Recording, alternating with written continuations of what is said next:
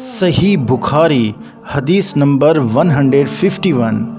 جب نبی کریم صلی اللہ علیہ وسلم قضائے حاجت کے لیے نکلتے، میں یعنی حضرت انس اور ایک لڑکا دونوں آپ صلی اللہ علیہ وسلم کے پیچھے جاتے تھے، اور ہمارے ساتھ پانی کا ایک برتن ہوتا تھا۔ صحیح بخاری حدیث نمبر 152۔ رسول اللہ صلی اللہ علیہ وسلم بیت الخلاء میں جاتے تو میں یعنی حضرت انس بن مالک اور ایک لڑکا پانی کا برتن اور نیزہ لے کر چلتے تھے، پانی سے آپ طہارت کرتے تھے۔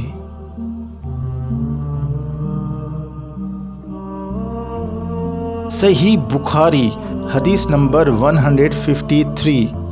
رسول اللہ صلی اللہ علیہ وسلم نے فرمایا، جب تم میں سے کوئی پانی پیے تو برتن میں سانس نہ لے، اور جب بیت الخلاء میں جائے تو اپنی شرم گاہ کو داہنے یعنی سیدھے ہاتھ سے نہ چھوئے، اور نہ داہنے یعنی سیدھے ہاتھ سے استنجا کرے۔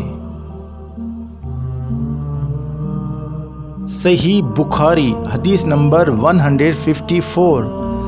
آپ صلی اللہ علیہ وسلم نے فرمایا، جب تم میں سے کوئی پیشاب کرے تو اپنا عضو اپنے داہنے مطلب سیدھے ہاتھ سے نہ پکڑے، نہ داہنے ہاتھ سے طہارت کرے، نہ پانی پیتے وقت برتن میں سانس لے۔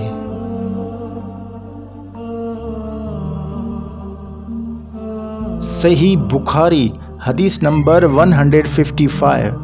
رسول کریم صلی اللہ علیہ وسلم ایک مرتبہ رفع حاجت کے لیے تشریف لے گئے۔ آپ کی عادت مبارکہ تھی کہ آپ چلتے وقت ادھر ادھر نہیں دیکھا کرتے تھے، تو میں بھی آپ کے پیچھے پیچھے آپ کے قریب پہنچ گیا۔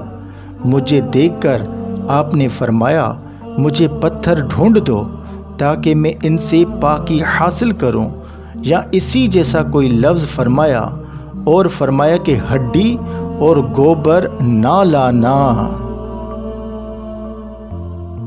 چنانچہ میں اپنے دامن میں پتھر بھر کر آپ کے پاس لے گیا اور آپ کے پہلو میں رکھ دیے، آپ کے پاس سے ہٹ گیا۔